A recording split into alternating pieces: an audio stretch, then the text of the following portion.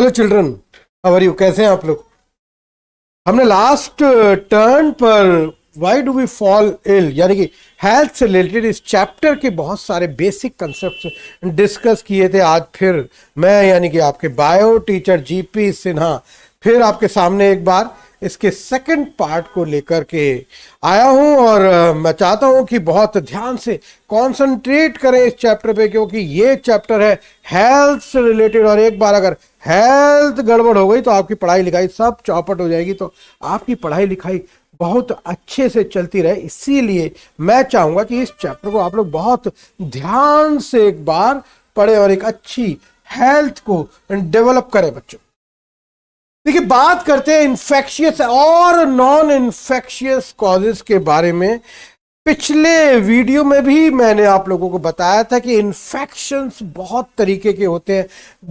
बहुत सारे ऐसे ऑर्गेनिजम्स हैं, जनरली माइक्रो ऑर्गेनिजम्स हैं, जो इन्फेक्शन फैलाते हैं और हमारी बॉडी में, और साथ साथ ये बीमारियां फिर एक पर्सन से दूसरे पर्सन में, दूसरे से तीसरे, पूरे कम्युनिटी में फैलती चली जाती है। और कई बार तो ये इतनी बड़ी एपिडेमिक हो जाती हैं कि पूरी दुनिया यानी कि पूरे विश्व में महामारी की शक्ल ले लेती है। और कोविड इसका बहुत बड़ा एग्जाम्पल सभी बच्चों ने वो देखा है, उससे गुजरे हैं, राइट?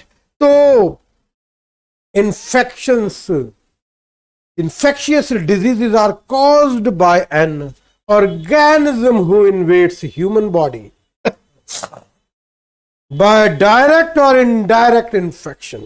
बच्चों, डायरेक्ट इन्फेक्शन तो वो होता है जो एक पर्सन के दूसरे पर्सन के कांटेक्ट में आने पर फैल जाता है। हमें जुकाम हुआ, हमने जोर से छींक मारी, हमारे फ्रेंड की नेजल्स पोर्स के थ्रू ड्रॉपलेट्स अंदर गई और वायरस भी उसके अंदर चला गया, तो ये पर्सनल कांटेक्ट से फैलने वाले इन्फेक्शंस को डायरेक्ट इन्फेक्शन कहा जाता है। लेकिन कुछ इनडायरेक्ट इन्फेक्शंस होते हैं जिसमें कुछ वेक्टर्स काम करते हैं, यानी कि दूसरे जीव जंतु, जैसे कि मच्छर के काटने पर मलेरिया हो जाता है। तो मच्छर यहाँ पर वेक्टर है।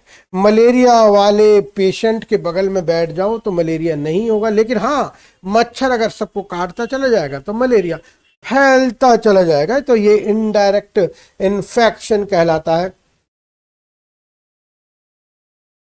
कॉमन कोल्ड, इन्फ्लुएंजा यानी कि viral fever, measles, plague, pneumonia, typhoid, tuberculosis, malaria and amoebiasis, ये सब ऐसी बीमारियां हैं जो कि इन्फेक्शियस डिजीजेस कहलाती हैं। इन्फेक्शंस के थ्रू, चाहे वो डायरेक्ट हो या इनडायरेक्ट, एक पर्सन से दूसरे पर्सन में फैलती चली जाती हैं।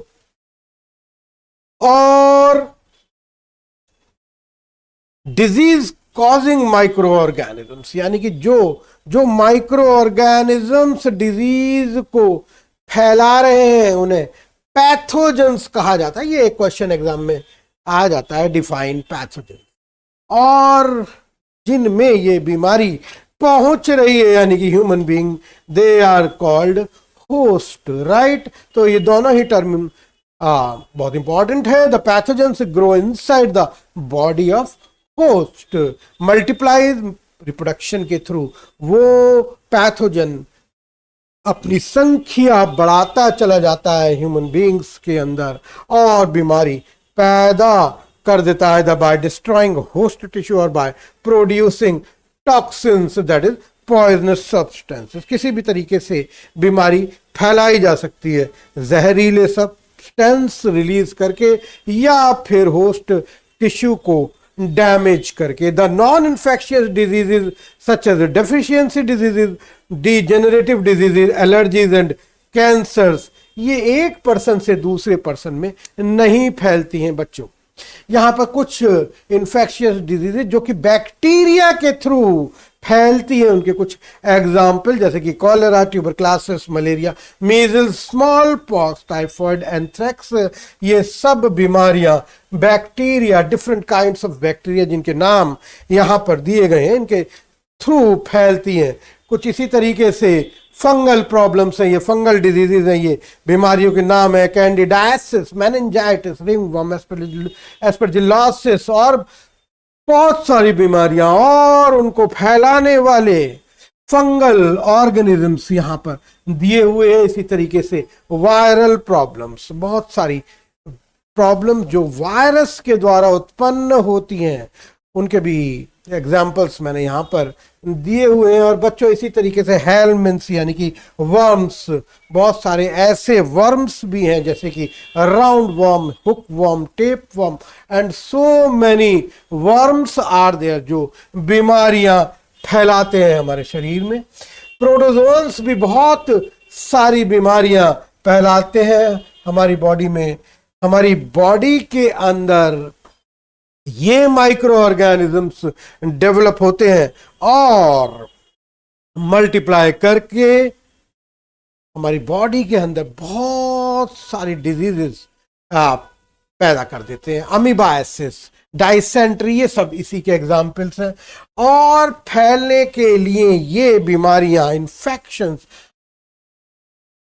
डायरेक्ट कांटेक्ट के थ्रू भी फैलते हैं, थ्रू एयर भी फैल सकते हैं, थ्रू वाटर भी फैल सकते हैं, थ्रू सेक्सुअल कांटेक्ट भी फैल सकते हैं, और वेक्टर्स जैसे कि मैंने अभी आपको बताया था कि कुछ दूसरे जानवरों के काटने से भी ये बीमारियां फैलती हैं, राइट। चलिए बात करते हैं organ specific and tissue specific manifestations. ये भी अपने आप में कुछ साइंटिफिक कॉजेज हैं। चलिए थोड़ी सी इनकी जानकारी भी ले लेते हैं। As the microbes are very smaller in size comparatively they may reach to any specific part of the body, tissue or organs. Micro organisms यानी कि अपने आप में इतने छोटे होते हैं जिनको हम नेकेड आई से नहीं देख सकते, और हमारी बॉडी के अंदर जब ये एंटर होते हैं तो किसी पर्टिकुलर पार्ट पर, बॉडी के किसी पर्टिकुलर ऑर्गन या टिश्यू के ऊपर अटैक करते हैं। If they enter from air through the nose, अगर हमारी नाक के थ्रू ये अंदर जा रहा है तो सीधी सी बात है कि ये हमारे बॉडी के अंदर लंग्स पर अटैक करेगा, क्योंकि नाक का रास्ता सीधे हमारे लंग्स में खुलता है। और ट्यूबरक्लोसिस, टीबी, इसका एक बेहतरीन example. If they enter through the mouth, अगर हमारे मुंह के जरिए कोई माइक्रो ऑर्गेनिज्म अंदर जा रहा है तो जाहिर सी बात है हमारी इंटेस्टाइन पे अटैक डालेगा, हमारे डाइजेस्टिव सिस्टम पर अटैक डालेगा, जैसे कि टाइफॉइड, आंतों के अंदर फैलने वाला इन्फेक्शन टाइफॉइड कहलाता है बच्चों। और a single bite of mosquito, अगर कभी मच्छर काट लेता है तो हजारों प्रोटोजोन्स हमारे ब्लड में फैल जाते हैं। मलेरिया उसी का एग्जाम्पल है। तो the symptoms of the disease depend on the target organ. अब उस बीमारी का पता लगाने के लिए हम सिम्टम्स को ऑब्जर्व करते हैं, हम यानी कि हमारे डॉक्टर्स, और ये सिम्टम्स भी इसी बात पर डिपेंड करते हैं कि बॉडी के कौन से पर्टिकुलर पार्ट पर, कौन से पर्टिकुलर ऑर्गन या टिश्यू पर उस माइक्रो ऑर्गेनिज्म ने अटैक किया है। The symptoms of the disease depend on target organ. For example, if it enters the lungs, अगर हमारे लंग्स में पहुंच गया कोई माइक्रो ऑर्गेनिज्म तो इसका मतलब यह है कि पक्का है कि इस बीमारी का जो लक्षण होगा या सिम्टम होंगे वो खांसी होगा और सांस लेने में कठिनाई। अगर हमारे लीवर पर ये माइक्रो ऑर्गेनिज्म पहुंच गया, अटैक कर बैठा हमारे लीवर पर, तो पक्की बात है कि बीमारी जॉन्डिस होगी। और टारगेट ऑर्गन अगर ब्रेन है, दिमाग तक माइक्रो ऑर्गेनिज्म पहुंच गया है, तो पक्के तौर पर उसका सिम्टम सर का दर्द होगा, उसमें फिट्स आएंगे, वॉमिटिंग के सिम्टम्स भी दिखाई देंगे। तो किसी भी बीमारी के ट्रीटमेंट यानी इलाज करते समय क्या स्ट्रैटेजी होती है, क्या स्टेप्स फॉलो किए जाते हैं? देखिए, to treat an infectious disease two major steps are follow, दो मेजर स्टेप्स फॉलो किए जाते हैं। देखिए कौन कौन से। A, lower down the disease effect, बीमारी के प्रभाव को कम करना। दूसरा स्टेप होता है उस बीमारी को फैलाने वाला माइक्रो ऑर्गेनिज्म यानी कि जो पैथोजन होता है उसको मार देना। राइट, एक बीमारी किसी बैक्टीरिया की वजह से हुई तो पहली बात तो यह है कि उस बैक्टीरिया की बीमारी की वजह से अगर बहुत तेज सर में दर्द हो रहा है तो सबसे पहले तो उस सर दर्द को खत्म करना, ये पहला काम। और दूसरा, उस बैक्टीरिया को जिसने ये बीमारी फैलाई है उसको किल करना है, उसको मारना है कि उसने हमारी बॉडी में अटैक क्यों किया। Right, during the first step depending on the symptoms a proper medicine is taken to reduce fever और पेन। अगर बुखार है तो बुखार को कम करने के लिए दवाई दी जाएगी, और अगर सर दर्द है या बॉडी में कहीं भी पेन है तो उसको पेन को कम करने के लिए दवाई दी जाएगी। बट द फर्स्ट स्टेप, इस पहले स्टेप से केवल जो सिम्टम्स आ रहे हैं उनको कम किया जा सकता है, लेकिन बीमारी पूरी तरह खत्म नहीं होगी, क्योंकि पूरी तरह से बीमारी तभी खत्म होगी जब उसको फैलाने वाले पैथोजन को किल किया जाएगा, और it can give only momentary relief. पहले स्टेप की दवाई हमें कुछ समय के लिए आराम जरूर दे सकती है, but disease can not be cured completely. इसकी वजह से बीमारी ठीक नहीं हो सकती है पूरी तरीके से। तो इसके लिए क्या होता है, इसके लिए उस पैथोजन को मारने के लिए जो भी जरूरी दवाइयां हैं, मेडिसिन है, वो दी जाती हैं। और जनरली ऐसे केसेस में एंटीबायोटिक्स का इस्तेमाल किया जाता है बच्चों। राइट, तो आई थिंक ये पॉइंट भी आप लोगों को समझ में आ गया होगा। चलिए आगे बात करते हैं हम लोग। इससे आगे के स्टेप के बारे में हम लोग देखते हैं कि प्रिंसिपल ऑफ प्रिवेंशन, यानी कि बीमारी को किस तरीके से प्रिवेंट करना है, यानी कि होने से रोकना है। देखिए, बीमारी एक बार हो गई तो उसको रोक खत्म करने के लिए हमें इलाज करना है, लेकिन सबसे अच्छी बात तो यह है कि बीमारी अगर हो ही ना तो इससे अच्छी तो कोई दूसरी बात नहीं हो सकती। तो इसके लिए हमें हर वो कारण ढूंढना पड़ेगा जिसकी वजह से वो माइक्रो ऑर्गेनिज्म डेवलप हो रहा है। जैसे कि when someone has a disease, their body functions are damaged and may never recover completely. Treatment takes time, and the person suffering from a disease can serve as the source from where the infection may spread to other people. अब क्या practices इसको prevent करने के लिए, इसको रोकने के लिए हमें फॉलो करनी पड़ेंगी बच्चों। सबसे पहली बात तो ये कि अगर एयरबोर्न माइक्रोब है, हवा में पैदा हुआ माइक्रोब है, तो we can prevent exposure by providing safe and clean environment.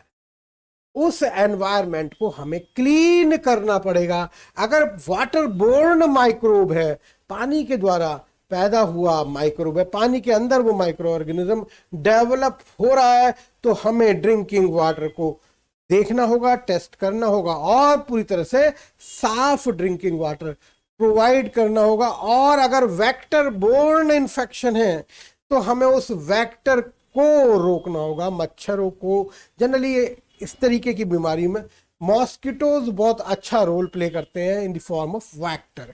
तो मॉस्किटोज कहाँ से आ रहे हैं, कैसे पैदा हो रहे हैं, ये सब हमें देखना बहुत जरूरी है, और साथ साथ उनका रोकना भी। जैसे कि डेंगू फीवर के लिए जो एडीज मॉस्किटो है वो साफ पानी में डेवलप हो जाता है। कई बार कूलर के अंदर पानी रह गया और बहुत लंबे समय तक नहीं बदला गया, तो ऐसी जगह पर वो मॉस्किटो का लार्वा डेवलप हो जाता है। तो वो भी हमें रोकना होगा, हमें देखना होगा कि कहीं ऐसा पानी कहीं स्टोर तो नहीं हो गया बरसात के दिनों में। अब चलिए बात करते हैं इम्यूनिटी की। बच्चों, इम्यूनिटी हमारे शरीर की वो ताकत जो फाइट करती है against the infection, the resistance developed in the body of an organism to fight against the infection is called immunity.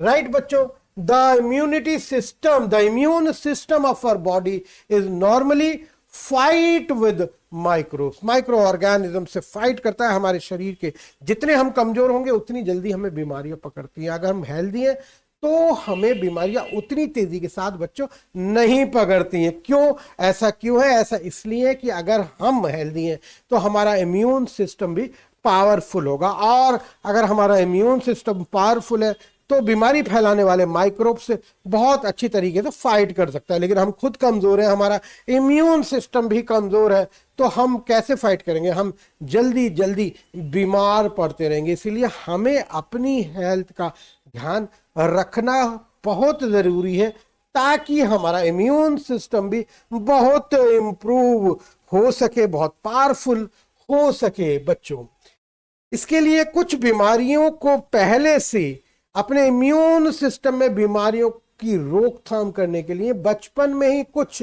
Vaccines लगा दी जाती है। कुछ ऐसे केमिकल्स हमारी बॉडी के अंदर भेज दिए जाते हैं जो बीमारियों से रोकथाम करते हैं। पूरे जीवन हमें वो बीमारियां नहीं होने जैसे देते। जैसे डीपीटी एक ट्रिपल वैक्सीन है, 3 वैक्सीन्स का एक कॉम्बिनेशन है, डिप्थीरिया, पर्ट्यूसिस एंड टेटनस। बचपन में लगा दिया जाता है, सारी जिंदगी फिर प्रॉब्लम नहीं होती। अगर कुछ समय के बाद उसकी समय सीमा खत्म हो जाती है तो फिर बूस्टर डोज लगा के उसको दोबारा से ताकत को बनाया जा सकता है। बीसीजी वैक्सीन टीबी के लिए, ट्यूबरक्लोसिस के लिए, उसको रोकने के लिए दी जाने वाली वैक्सीन है। पोलियो वैक्सीन जो कि एक ओरल ड्रॉप है, मुंह से पिलाई जाने वाली वैक्सीन, पोलियो बीमारी को नहीं होने देती है। और इसी तरीके से मीजल्स और हेपेटाइटिस ए एंड बी के लिए भी वैक्सीन दी जाती है। और अभी मैंने कुछ समय पहले न्यूज़पेपर में पढ़ा था कि कैंसर के लिए भी रशिया ने एक वैक्सीन डेवलप कर लिया, बहुत जल्द मार्केट में आ जाएगी, और उसके आने के बाद कैंसर जैसी खतरनाक बीमारी से भी लड़ा जा सकेगा, उसको रोका जा सकेगा। बच्चों, चलिए बात करते हैं कुछ और आगे। In case of many diseases, immunity is created by person having the disease and recovering from it. देखिए बच्चों, ये इम्यूनिटी बॉडी के अंदर कई बार कुछ बीमारियों से लड़कर के अपने आप डेवलप हो जाती है। जैसे कि smallpox is nowhere in the world, but there was a time when smallpox epidemics were not at all common. People were very much scared of this disease, except a group of people, those were already suffered with this disease and survived. देखिए बच्चों, small pox एक example. आप लोगों ने अपने जीवन में इस बीमारी को कभी नहीं देखा। इसको चेचक एक नाम दिया गया था। चेचक ये एक बड़ा खतरनाक वायरल इन्फेक्शन, अगर ये फैलता था तो बहुत लोग इस बीमारी से मर जाते थे। इसीलिए लोग इस बीमारी के नाम से भी डरते थे। हालांकि आज की डेट में ये बीमारी पूरी तरीके से खत्म की जा चुकी है। दुनिया में कहीं पर भी ये बीमारी अब मौजूद नहीं है। लेकिन जब कभी ये बीमारी फैलती थी तो लोगों को यही डर लगता था कि पता नहीं वो जीवित रह पाएंगे या नहीं रह पाएंगे। हाँ, केवल वो लोग नहीं डरते थे जिनको एक बार ये बीमारी पहले हो गई और उसके बाद भी वो किसी तरीके से बच गए। उसके बाद दोबारा उनको वो बीमारी नहीं होती थी, क्योंकि एक बार जब ये बीमारी शरीर में हो जाती है तो अपने आप उस रोग से लड़ने के लिए, उस पर्टिकुलर डिजीज से लड़ने के लिए इम्यूनिटी डेवलप हो जाती है। राइट, आप लोगों ने जनरली देखा होगा कि अगर कोल्ड हो जाता है सीजन में एक बार तो दोबारा जल्दी से नहीं होता, क्योंकि उससे लड़ने के लिए हमारी बॉडी में इम्यूनिटी डेवलप हो जाती है। तो जनरली कोल्ड एक बार होता है, वायरल फीवर भी एक ही बार होता है सीजन में, उसके बाद दोबारा नहीं होता, क्योंकि उससे फाइट करने के लिए इम्यूनिटी हमारी बॉडी में डेवलप हो चुकी है। तो बच्चों, ये सारी जानकारी आप लोगों के लिए कितनी इंपॉर्टेंट थी ये तो आप समझ ही सकते हैं, क्योंकि हेल्थ सभी जानते हैं कि कितनी important. I think this is the most important thing for all the human beings, क्योंकि अगर एक बार हेल्थ चली गई तो सब कुछ चला गया। तो आप बच्चों अपनी हेल्थ का हमेशा ध्यान रखें, ताकि आपकी पढ़ाई लिखाई और बाकी के सारे कार्य सुचारू रूप से चलते रहे, और आप लोग बने रहिए हमारे इस डिजिटल चैनल आचार्यास कॉर्नर पर हमारे साथ, और करते रहिए लाइक, सब्सक्राइब और follow. Thank you very much. जल्दी ही मिलते हैं एक नए चैप्टर, एक नए टॉपिक के साथ। Thank you.